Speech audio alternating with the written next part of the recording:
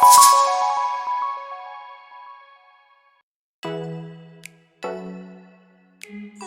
evening, ladies and gentlemen. Namaste and a very warm welcome to all of you to the Blub World Web Talks 187th episode. Thank you so much everyone for joining in. In the last 186 episodes, we have talked to, interacted with nearly 3,000 plus school leaders from all across the world, where they have shared with us the ideas, the innovations, and what all new are they doing in the education space. तो नमस्कार, आप सभी का स्वागत है bulb world web talks के 187वें episode में। पिछले 186 एपिसोड में हमने करीबन 3,000 से ज्यादा स्कूल लीडर से बातचीत की और ये जानने समझने की कोशिश की कि शिक्षा कैसे बदल रही है और वो शिक्षा को कैसे बदल रहे हैं. So again today we have an interesting topic to talk to you and try to know from you that how is education evoluting, and rather than just education, how is the learner evoluting and how are things around him changing and how does he perceive the world around him. Thank you so much once again for all the speakers for joining us today. Let's know from you that what are the changes and the challenges in educating 21st century learners. जो 21वीं सदी के learners हैं, जो अभी super high tech बच्चे हैं, जो सुपरबली टेक savvy हैं, इनको पढ़ाने में, इनको कोई चीज समझाने में क्या क्या चैलेंजेस आते हैं और कौन कौन से बदलाव आपको करने पड़ रहे हैं रोजमर्रा की अपनी स्कूलिंग या स्कूल के प्रोसेस में. Let's no it from you and कौन से ऐसे आइडियाज हैं जो आपसे दूसरे बहुत सारे स्कूल्स सीख सकते हैं, एम्यूलेट कर सकते हैं या रेप्लिकेट कर सकते हैं. Thank you so much. But before we start, just 2 ground rules. First, the Blub World Web Talks is a timed platform. So once your speaking time is over, you might get muted. If you get muted, please don't get offended. It's just to keep the activity interesting and engaging for everyone. Put your best foot forward and speak like a sprint, not like a marathon. And secondly, this is a bilingual platform. So you can use English or Hindi, any of these 2 languages. If you want to use a third one, you can, but I won't get it. So try using either English or Hindi, and I hope we enjoy the next 60 minutes with you, trying to know from you what are the changes and challenges in educating the 21st century learners. To initiate this topic, let me invite the first speaker for today. He'll bring in the higher education perspective and what happens to a child when they actually get into higher education and what kind of a feed does higher education institutions get. So a very warm welcome to Dr. Shoury Kuttapa, the Academic Manager and Counselor, Office of the Chairman of Admissions and Outreach for Amrita Vidyapeetham, Coimbatore, Tamil Nadu. Dr. Shoury, over to you for the next 3 minutes. Please unmute yourself and a very warm welcome. Thank you so much, Blub World. And yes, on the things that we're seeing around higher education around this time are, I think, 2 things which seem to be on the top of my list. One is customization, and number 2 is sort of customization of content. One. Second, number 2 is the access to learning, learning from anywhere kind of a thing. Let me elaborate a little bit.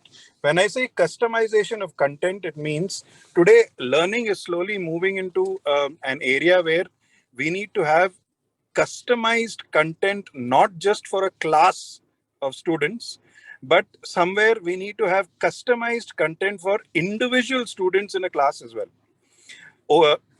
Thanks to technology, which has made it possible. You can look at your myriad of things that are available today, right up from Udemy to, Byju's to all over, all over the spectrum. The fact that learning has become customized right up to individual perspective, and this is sort of turned in the last 2 years. Until about 2 or 3 years ago, most of our learning was, content was customized right up to a class. We can have a class of students of at least 25 to 30 who are doing very well. Therefore, they have a different kind of tuition or a different kind of professor addressing it. Class of 25, 30 who is not doing so well. Therefore, you have a different kind of professor or a different kind of student, etc., etc., etc. So that's one thing that's, impacting learning today. Number 2, at least in the higher education, the ability to learn from anywhere. Whatever content you create, whatever class, this thing, etc. One thing seems to be on top of the list is that the learner should be able to consume it at his or her pace from almost anywhere. Like, for example, I am now shuttling between my wife and my mother's houses. And I am able to actually, disseminate something from right in the middle of the road. Yeah. So therefore, the learner itself is expecting that, whenever I am somewhere in the middle of something, I should be able to attend a class, submit an assignment, uh, be part of a practical session on, challenges, etc., from virtually anywhere that I am, and virtually on any time at my convenience. So I think these two things are sort of not just challenges, but are changes that are sort of spearheading a lot of things. Yeah. Having said that, I'm afraid there are so many positives about our initial classroom sort of a model. Therefore, you can't really say, no, we will not have a classroom anymore. It's the sort of interpersonal, benefits that a classroom can provide. I'm afraid we have not found a replacement for that yet. These are two things which I wanted to, sort of spearhead at the top of the things. I think the third point, which can be also brought in here, is the assessment angle of it. Because now that the 21st century learner is, sort of evolving like this, therefore the assessments, we've heard a lot of challenges from schools where, online exams, online assessment are sort of nullified. Therefore, even the top ranker versus the bottom ranker have all got the same kind of marks. Some institutions, organizations are refusing to accept students who have, sort of attended exams in a particular year batch because they feel the exams, etc., were not relevant. So therefore, the assessment has to be of a form that, then supports the 21st century learners. I'm afraid we can't use 18th century assessment for 21st century, 19th century assessment for 21st century sort of a technology supported learning, this thing. So I think that is the third angle which, strikes, if I were to say three things on top of my list. Thank you so much, Shoury, sir. And I think the important points that you mentioned, who I say essential, now they're kind of essential to the complete ecosystem, the way it is changing. The first is super hyper personalization, that you need to get into the level of an individual. There is no, mode of where only a customization can happen up to a class level or to even a cluster level. Now it has to come individualized on the basis of the individual and the kind of taste and preferences that he has. And second, learning from anywhere and everywhere, rather. We want super flexibility in the sense of geographical space. Now, we don't want to be within that foundation that if I am in a physical classroom, only then I am ready to learn. There are benefits tied to it that we all hope that you learn in a physical classroom. But yes, now this is a freedom that we have tasted and we don't want to leave it. So we now need to think on these lines, that can we make content super customized, and can they get absolute geographical flexibility? Now, when we talk of higher education, these might be a possibility. But with school education, when we have passive learners, can this actually happen? Should this be imagined? Should this not be imagined? Let's try to know it from the school leaders, that do they think that are these changes acceptable? And I would not rather use the word acceptable. These are forced upon.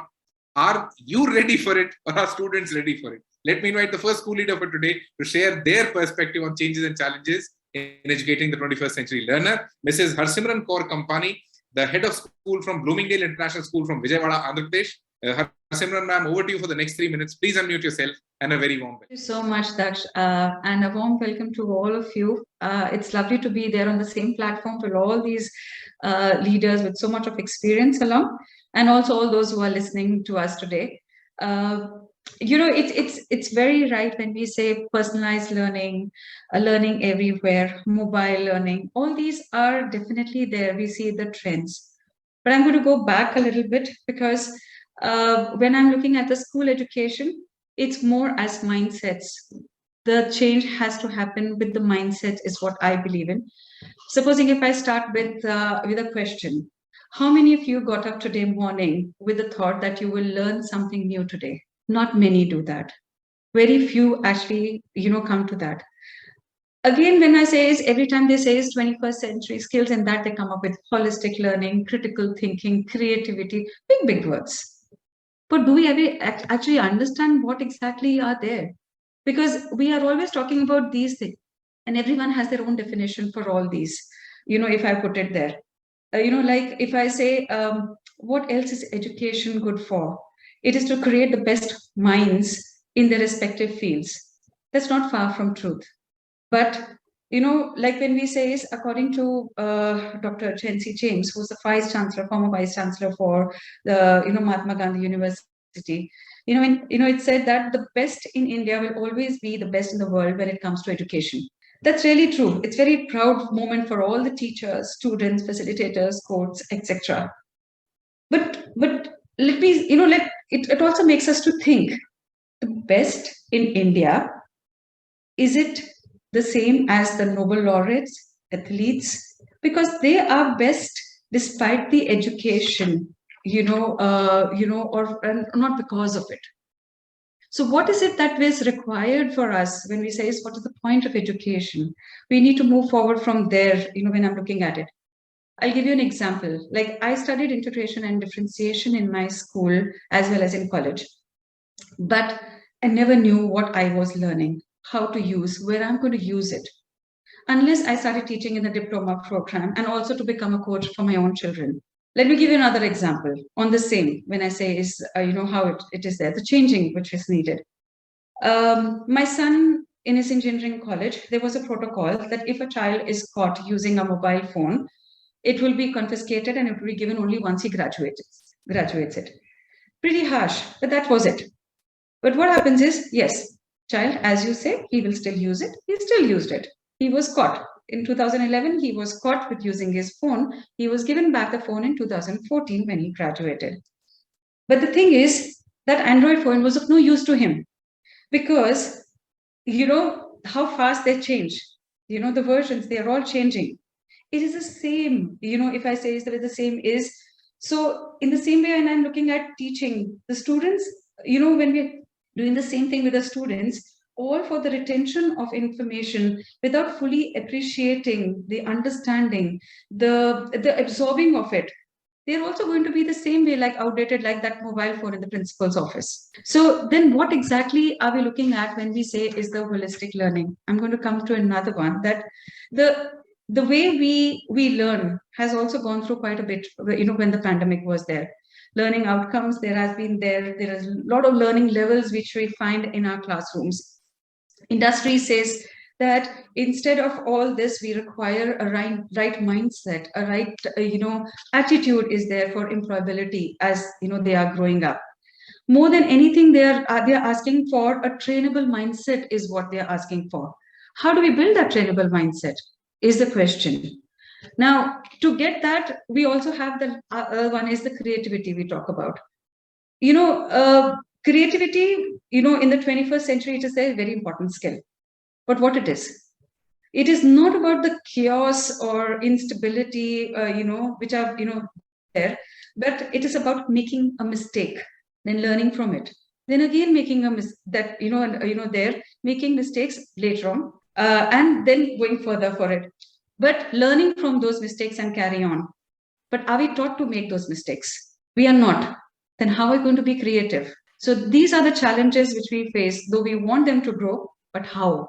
So we need to think as educators, we need to think. Thank you so much, Harsimran ma'am, that yes, we need to tell them that how do they need to grow. We cannot just keep asking them that you should be growing, keep learning new stuff. It cannot be that redundant cliche statements. It has to be a more structured, more simplified and easy to apply solution that can be given to children. So what you started with was mindset change is the foundation of the technology changes that they're experiencing. The biggest problem that most of the schools face when we talk of K-12 is they get a lot of resistance for any change that they want to bring into the system. Because everyone from a school, the expectation is quite low.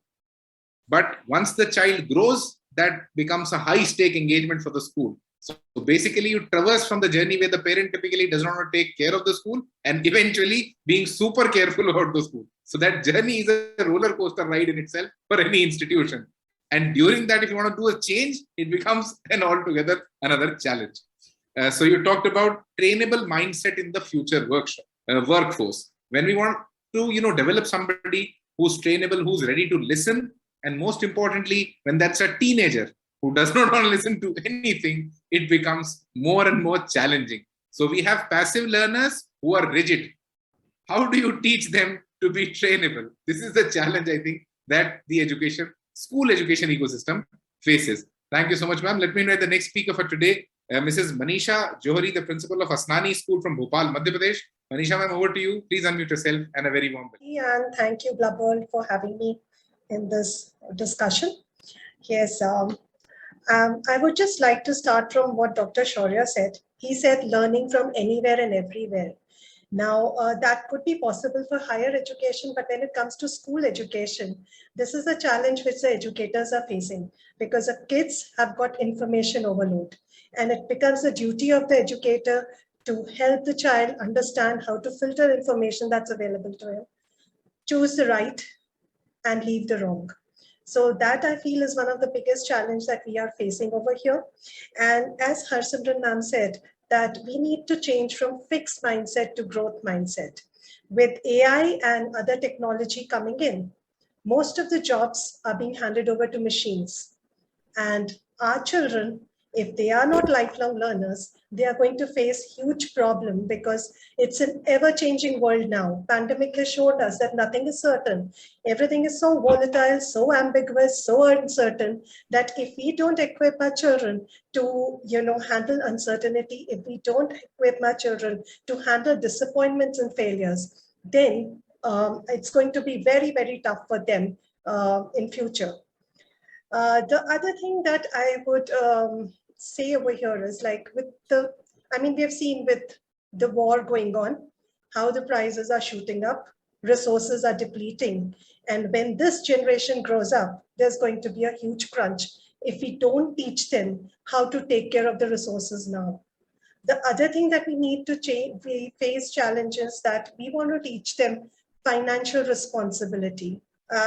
In India, training children for financial responsibilities, parents never want the child to know about the financial situation at home. They think that it is none of the child's business. But I think for 21st century learners, it's very important that we educators train them to be financially literate, to understand the responsibility where finances are concerned. Third thing, after pandemic, we have seen that kids have a lot of emotional baggage. They have seen loss loss of a dear one. They have seen financial losses at home, and they don't know whom to reach out to and whom to talk to. So now it's a duty of an educator, the people at school, to see that they are able to, cater to their emotional well-being. Come up with ideas like sports and arts. I think CBSE is doing it in a big way, and rightfully, because 21st century learners have to be focused. They have so much around them that they're losing focus. I remember a case of a child. We have a career counseling center in school. Now, after every summer break, we have teachers coming up with study hall where they inform the children about the various career options available if they study a particular subject. Now, I had a child who's, every day this child would change his career option. One day he wanted to be a fashion designer, the next day he wanted to be a CA. So, somewhere we need to help children focus and understand what is their being and what they want in future. And last but not the least, driving in the values, because school can only nurture what the parents instill. But unfortunately, parents are so busy that even to instill values, it is left upon us as educators. So that I feel is also a challenge with the educators. And we are coming up. CBSE is also helping us with that. Thank you so much, Manisha ma'am. The important points that we shared, I'll try to summarize them. Information curation is a very big challenge. We don't know that what kind of content should go to the child, and is it being filtered? Is somebody seeing that, or should the child himself be seeing that? Because I think a very essential skill that we miss in the complete teaching learning process is that we need to make, inculcate wisdom in the child. He should be taught the core meaning of the word knowledge, knowing your ledge. Where do you stand? Building that wisdom is something that we totally forget in academics, and we're not even able to define that whether this comes in academics or this comes in value education, whose responsibility is to inculcate wisdom, because that's something that's majorly missing in the complete curriculum. And this is what we are typically trying to ask from the child in different ways. And I think most of the educationists are I would not say articulate enough, but I think there's some challenge there in the curriculum development that wisdom does not get inculcated. And now wisdom is something that is super essential because we need them to be the curators. Since we are giving them all the control, the student now has to be the curator. He must be able to understand that, okay, this is something that I need to cut off and this is something that I need in my life. So we need the intelligence of an adult in a child. And that's to be done by the school. So that's a lot of responsibility coming on your shoulders. Financial responsibility, handling uncertainty, losing focus. I think you gave an example where the student was changing careers, options every day. I think I would rather agree with the child here because we do not give them a lot of options. When we're talking about career guidance, I think it should not be guidance. It should be career experiences. Let them have small, bite-sized packets of careers. Let them have a bite of the career. Okay, this is what I want to do. This is what I want to do. Once they taste everything, then let them choose what they want to do. Thank you so much, ma'am. Let me invite the next speaker for today, Dr. Manjari Tejpal, the principal of James Public School from Patiala, Punjab. Manjari, ma'am, over to you for the next 3 minutes. Please unmute yourself and a very warm welcome. Thank you so much, Daksh. Thank you for inviting me on this platform, and it was wonderful listening to all the views. And through the conversation, I mean, it also triggered a train of thoughts in myself as well. And as our earlier speaker said, this 21st century, this particular time is posing great challenges to us as educators, because the things have completely changed. The way education is provided is being changed. You never know when things will go online. The way technology has been included in the system. And the other thing, the major problem which I think we're facing is the mindset of teachers and parents. Children have a whole lot of opportunities, but how that information is to be passed on to children is a difficult task, because the information is not to be passed just as is given in a written form. It is to be passed on to children in more usable form, which has to be structured, which has to be interesting for children, because if it is not interesting, children shut you down. Now the remote control of learning is in the hands of children also. They can decide whether they want to learn from you or they don't want to learn from you. When they were in online classes, they would turn off cameras, they'll mute yourself, they'll go away from the room. The reason was not that they didn't want to learn. The reason was whatever you were informing them, maybe there's a lot which is already is with them through internet as information, as books, and the information being passed is not done in an interesting way. So this is one challenge. As teachers, as school leaders, we need to introspect and look into the ways that how we can make education or learning more interesting. It cannot be just the information. Earlier, it was taken as information and we were feeding our children. We were giving them the information. But now, information is available everywhere, just on your fingertip. And children are smarter than us. They know things much more than what we know as a teacher. Then another thing is, with this kind of education and the availability of information, the assessment is also posing a problem. As one of our speakers said, that even the companies, they talk about it that during this phase, if you have passed out, they'll not recruit you because they know how the assessment went.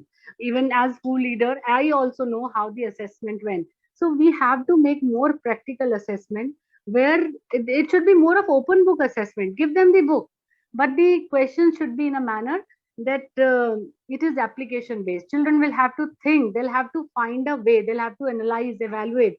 We will automatically come down to these 21st century skills, building of 21st century skills, if the question papers would be of like this. Daksh, I was working with ICFA University around 15-16 years ago. वहां पर जो आपका test होता था, that was all objective questions. Even if you have the book, it doesn't matter. बच्चे के पास अगर book भी है, वो पेपर जरूरी नहीं है वो कर सकता, because it was 100% application based. 100%. There would be small short, each question was a case, and child will have to find out what concept will apply over there. So if you have those kind of assessment systems, I think this problem, whether children are cheating or they have availability of resources and information, will not affect. So this is here we need to change. Moreover, I think now education, and as educators, even as parents, we need to think our children towards sustainability. I believe that we need to inculcate these, we need to incorporate our education with United Nations Sustainable Development Goals, because education is not about information. Education is about changing your attitude, changing your mindset, and is also about changing how you accept the world, and how you help the world grow and stay well and healthy. That's important. I mean, Indian mindset अगर हम देखें दक्ष, तो हमेशा से बड़ा sustainable रहा है. हमारे यहाँ वो आज के टाइम में जोक की तरह यूज होता है, but it is a fact. Our toothbrush would be used as a toothbrush, then as a cleaning thing, and then something else, and it will continue. Once a toothbrush is there in your household, it will stay there. So that, what was that? That was sustainability. We say कि oceans में polythene हमने नहीं फेंके, क्योंकि हमारे तो सारे polythene गद्दों के नीचे मिलते हैं, अलमारियों के पीछे मिलते हैं. This is what sustainability is. We need to make our children understand that this is recycled, reuse of things. If we are able to inculcate this thing in our children, they would be able, they certainly will respect the resources available with them. They will understand that there's scarcity of resource and they have to use these prudently. Another thing I feel, that as you know, the control is in the hands of children. So teachers will have to ensure that learning, I think I'll just close it, that whatever learning happens, it should be it should be child oriented, not teacher oriented. Thank you. I'll try to summarize what you said. Most importantly, I think a very important point was information has to be made utility driven. It has to be made utilizable, because as we all know, education, it was basically information transfer, because that's what we know. We all focused on memorization. Now it has completely changed. The child controls the learning, and you need to, enhance the content that you already have. Second-hand content makes the student disinterested. Now, I'm calling it second-hand content because for a simple reason, the child already knows that. He has seen the movie, the trailer the trailer of whom you are releasing in your class. So that's something that's old news for him. You need to get him new news in the classroom. Assessments went absolutely out of track. We all are in a challenge because we now, are on a track where we want to judge the child's ethics. Let's not judge his ethics. Find more ways to judge his ability, because this ethical judgment won't do the right assessments. Whether you put AI into it, whether you put whatever into it, but sorry, I think that's not the right track to go when we talk of assessments. Application-based assessment has to come in. Open book has to be an essential part of examination now. It has to focus on your analytical skills. It cannot be based on information anymore. Sustainability needs to be added to the lifestyle of the child. It is a behavioral change, activity part of it. This is absolute application. This should not be taught. It should be experienced. Otherwise, sustainability does not percolate down. And I think two very good examples, the toothbrush versatility, which is very important, and the second one, the polythene bag sustainability model, where Indians have been storing polythenes everywhere, every single nook and cranny within their homes. So this is something that needs to be taught to the world, that keep saving the bags that you have. Thank you so much, ma'am. Let me now invite somebody who will add in a managerial or an administrative perspective to the discussion, because he has been handling change and challenges at a scale.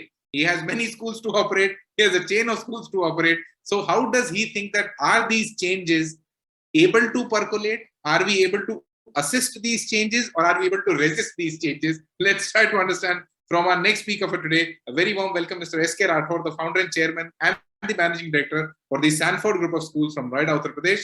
Rathor sir, over to you for the next 3 minutes. Please unmute yourself, and a very warm welcome. Yeah, thank you so much, Daksh, for inviting me. And I'm so sorry I was late in joining because of some technical issues.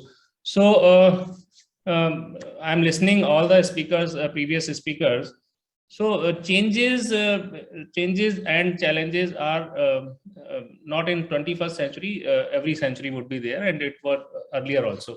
And changes are necessity of the time also. We need to change.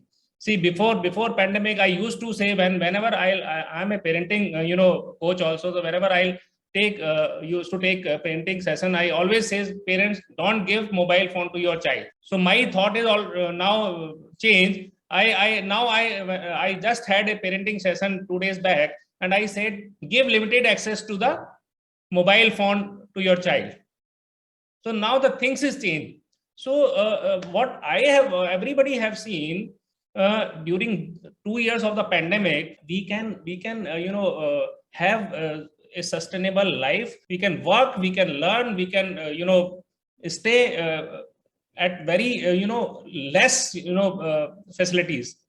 And but as far as knowledge is concerned, as far as assessment, what earlier speaker was saying, as far as technology, use of technology in the education and everything is concerned, I just wanted to say, see, we need to create an environment, because everything comes after the environment has created.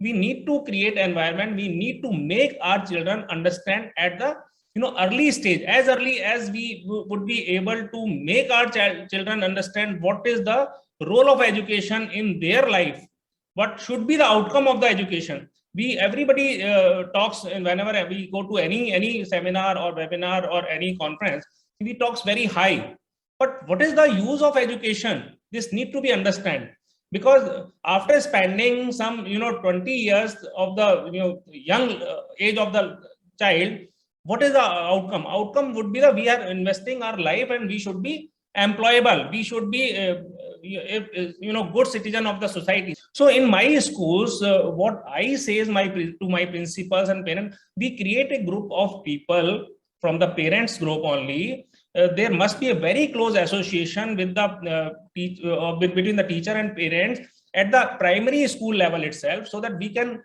understand the psychology of the child, make them understand how to learn, and create an environment. We need to have an experiential kind of learning, not rote learning or assessment. What ma'am was saying, application should be there. So whatever a child is learning or studying in a physics subject, suppose, so what is the application of the physics? Optics पढ़ रहा है, तो optics की application कहाँ होगी? वो आगे जाके optics का use क्या करेगा? I have learned classical mechanics in my grade 12, but I don't feel कि कहाँ उसको apply करूँ मैं. तो ये changes बहुत required हैं कि application कहाँ होगी. Whatever I have learned in my physics studies, I could see. Whatever I have learned in history, I need to understand why I am studying history and where I have to apply it. So ये बहुत important है. Application is very important, one thing. And another thing, we as a teacher or educator, we need not to take all the challenges to ourselves. This is a inclusive kind of work. What teachers, parent, school, and community need to work together to bring the good outcome and bring the children, make them employable or good citizens or good professionals. तो parents को ये समझाना बहुत जरूरी है कि why engineering only, why doctors only. Music में बच्चा अच्छा है तो म्यूजिक करेगा, वो डांस में अच्छा है तो डांस करेगा. तो outcome of the education should be the good outcome will come only when the child is interested in learning those things. So what I feel and what I have started working in my schools, and we are getting very good response out of it. हमने एक छोटा सा एक group बना दिया बच्चों का, जिसमें हमने उनको कहा कि आप अपना आइडिया लेकर आओ.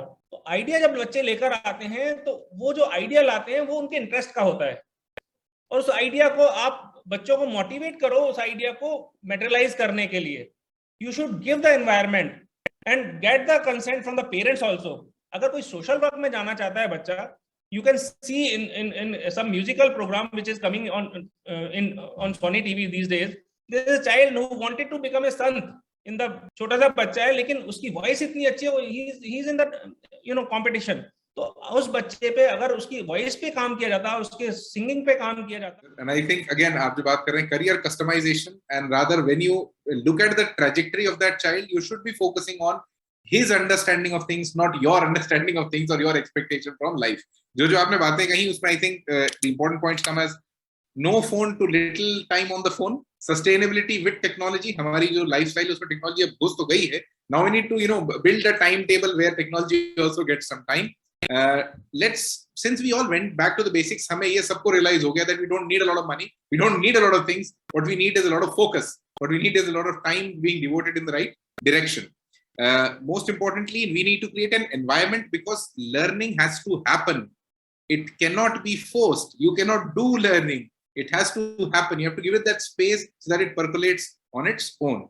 And utility of education has to be established. I think every institution should follow this practice, that why are you educating, or why are you part of the process of education? This is a question that every single student, teacher, everyone in the complete ecosystem must answer every single day before they start the teaching learning process. It's very important because when we teach, we forget the utility of it. We do it because we have to do it. Let's not do because we have to do it. Let's do it because we want to do it. From that have to the want, there's a journey that you need to travel. Application first and theory second. Rather, it's the other way around when we talk of schools. So we need to find more ways of doing it. One of the ways is let them ideate, work on their ideas, and finally go ahead. We are also trying to do the same at the World Teen Parliament, getting a lot of students to do a lot of stuff. But we need to find more ways that are super easy and, where student can do a lot of permutations so that he knows that, okay, these 5 things I know cannot be done. Let's go on the 6th thing. So thank you so much, Rathor Sahab. So we have listened to all the speakers for today. Let's have some closing thoughts from Dr. Shoury Kuttapa, and then we'll go to the open floor for taking the discussion to the next level. Shoury sir, over to you for the next 1 or 2 minutes for your closing thoughts. With so many eminent speakers on the group, it's sort of humbling to be asked to conclude. Thank you so much. It was a real eye-opening, real pleasure. Very interesting to listen to everyone. If I may add, from the thoughts that I've been listening, if I may add, I think I have 2 points to add. One is, if I may indicate, I think a lot of us indicated towards the relationship aspect of teaching nowadays. Yeah, somehow we feel that the relationship aspect is lost. I think India and this particular subcontinent were pioneers in establishing the Guru-Chela relationship. Somewhere right from the Nalanda University, where this Guru-Chela relationship began, and I think that was the founding structure of the classroom model, which we have sort of merged into. The relationship between parents and teachers, the relationship between parents and students, the relationship between students and their grandparents, the interpersonal relationship of students with each other. Somewhere in all the learning battles, I think somewhere this key idea of developing a relationship is somewhere sort of getting lost behind. Maybe that's one of the triggers that is kind of indicating to all the challenges that are slowly cropping up in the 21st century. The mobile phone, therefore, relationships got diluted. I don't know, the kind of an assessment that happens, therefore relationship is diluted. A kind of a non-applicative kind of a learning, therefore relationship is diluted. So on and so forth. I think that somewhere has been the core of India or the Indian subcontinent's teaching pratha, if I may say, borrowing a leaf from the Gurukulam days, which somehow has got diluted, or I'm not saying it's completely out. I've been part of a lot of schools, institutions where there's a lot of focus on relationship, and that's lovely. The second aspect, I'm taking a leaf from the last speaker, the word or the concept of experiential learning. Somewhere experiential learning need not be restricted to, instead of talking about the parts of the flower, you just show the parts of the flower in a garden. I'm afraid that's not, experiential learning does not limit itself there. Yeah. How many of us know how we learn to ride a bicycle? If you take your time back to the way you learned how to ride a bicycle, and if I may ask the question, which book did you read to learn how to ride a bicycle? We are all going to be scratching our heads, And the first thought, I've asked this in a group of teachers, I've asked this in a group of students as well. The first hands that are raised, the explanation is given, sir, my father, my brother, somebody put me on a bicycle and he pushed me. I fell down 3-4 times. I had bruised elbows. And then one day I finally got the hang of the balance.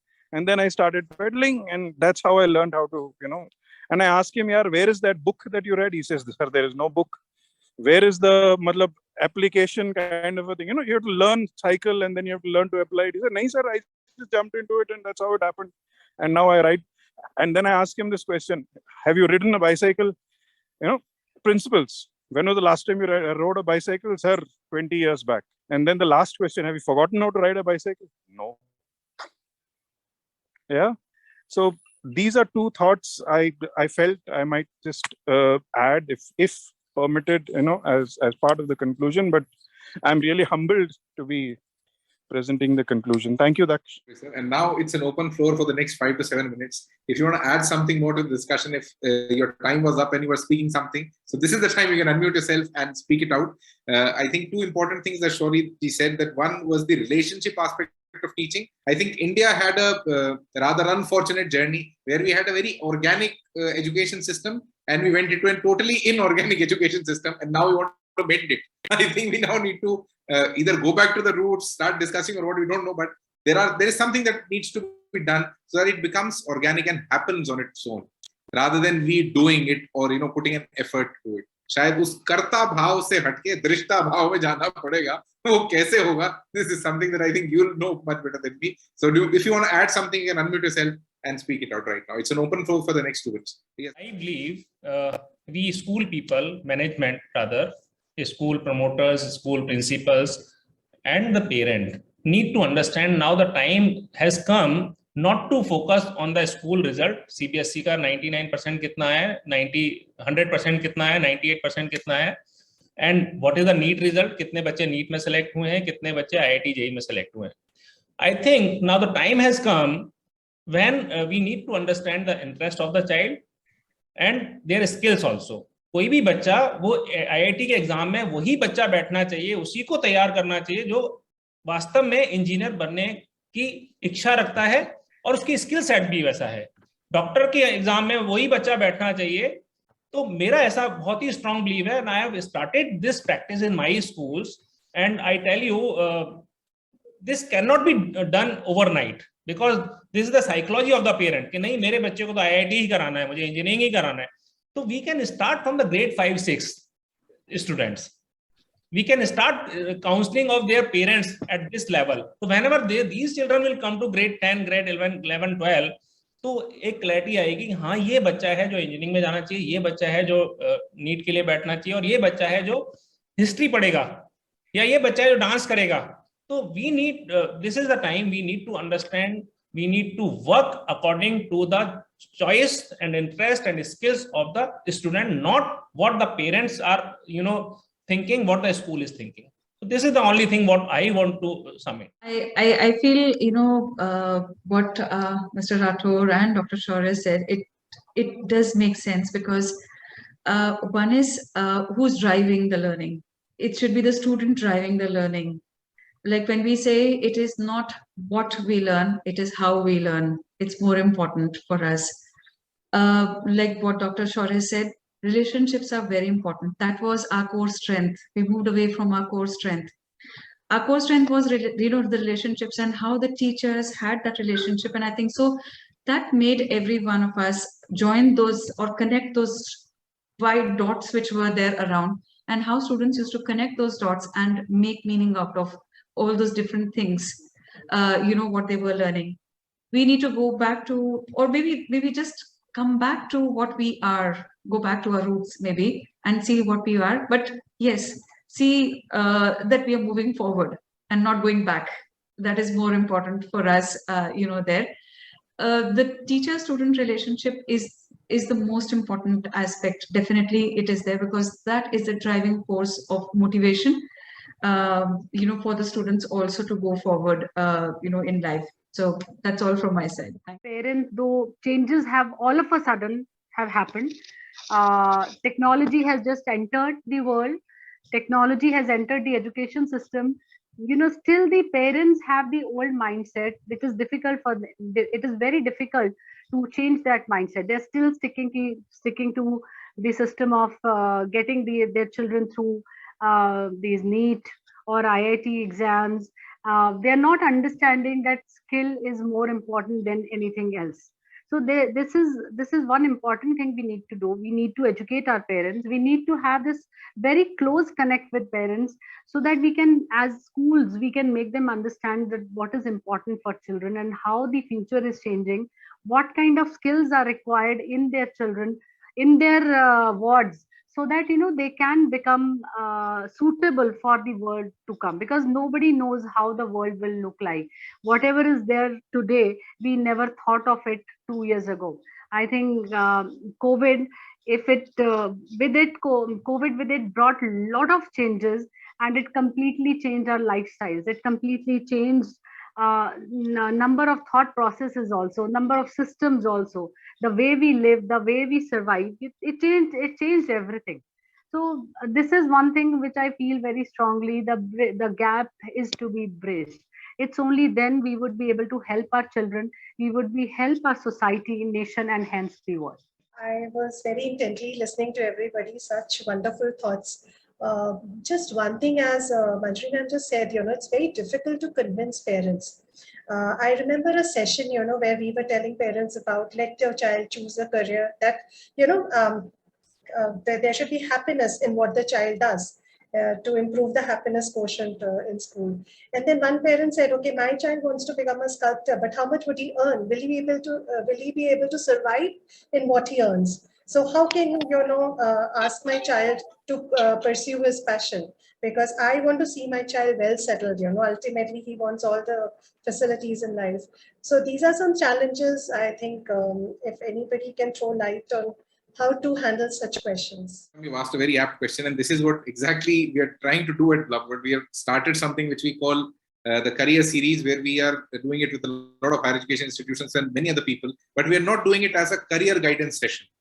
We are not doing it as a one-way communication where one expert comes in and he just keeps speaking. We want these children to experiment with careers. We want them to taste that career, and most important, we need to understand that as a student, you won't be able to identify the exact career. You can identify the skill, you can identify your passion. Your career will get derived out of it. You cannot say that I'll be a sculptor and I'll make a lot of money out of it. You need to understand that how does that skill finally commercialize? And that's what we are trying to do through these sessions that we are doing, where we are trying to ask students that what do they think is their skill? What do they think is their passion? Identifying yourself is more important than identifying a career. And that activity we are calling career canvassing. That try to draw the life that you want to live. At least write down the expectations. Okay, this is the kind of lifestyle I want to have. And if you want to have that, how do you achieve that? Because at the end of the day, when we talk of career, it cannot be just passion. It cannot be just skill. It has to be a trade-off between passion, skill, commercialization, and money and life expectation. So the student has to get into this complexity, but he has to be taken into this journey very delicately. So this is what we are exactly trying to do. We are keeping it slow, but we are trying to delve as deeper as possible into it. So thank you so much, everyone, for joining in. This was the 187th episode. Before this comes to an end, a very small story for all of you. Blub World does a very simple thing every month. We try to find out teenagers across the world who are doing superbly well in life and share their stories with many more teenagers. So one such story today for all of you. This story comes from a child who experienced some of the most adventurous challenges of her life, but overcame them and completed the ride, completed the challenge that she was facing. And she's somebody who achieved the unachievable, and at an age which was absolutely unimaginable. And that very lady was on the cover page of Blub World just some months back, and she is Zara Rutherford, who is the world's youngest female pilot to fly solo around the world. And this is what we do every single month, trying to find teenagers who are doing superbly well in life and share their stories with others for a very simple reason. You cannot teach the 21st century learner with 10th and 18th century stories. You need new stories. So keep finding them, keep talking to them. And thank you so much, everyone, for being a part of the Blub World Web Talks 187th episode. It was an amazing interaction with all of you. Thank you so much. Have an amazing evening ahead. Namaste.